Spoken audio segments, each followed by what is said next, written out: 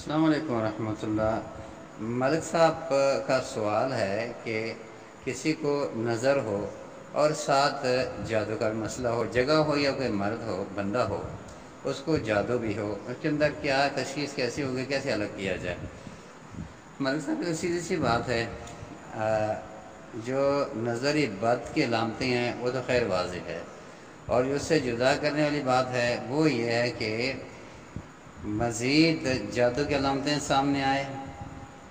اور جگہ ہے تو دکھے نہ، رکاوٹیں آئیں، بندہ جائے دیکھ کے پسند کر کے نہ لے، اس قسم کی علامتیں ہوتی ہیں، تو اسی طرح کی جدا کیے جا سکتے ہیں کہ بندہ اس کو نظر بد بھی ہے اور اس کو جادو بھی ہے۔ لیکن یہاں پہ ایک مشترک چیز بھی ہے، وہ یہ ہے کہ اس کو جادو کیا گیا ہے اور اندر جن موجود، میں نے پیچھے بھی اس کی تفسیر کی تھی پرسوں، اس کے اندر جن موجود ہے، کیونکہ جادو میں جن ہوتا ہے، جن بھیجا جاتا ہے، اور وہ جن جو ہے وہ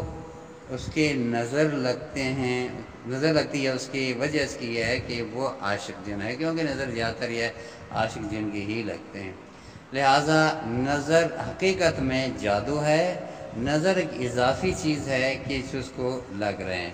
اور وجہ اس کی نظر لگانے کی یہ ہے، اس قسم کے جن کو مسلط کرنے کی،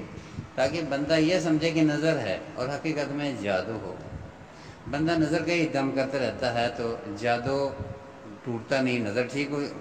ہوتا ہوا نظر آئے لیکن ادھر سے جادو ٹھیک نہ ہو۔ دوسرا یہ ہے کہ جادو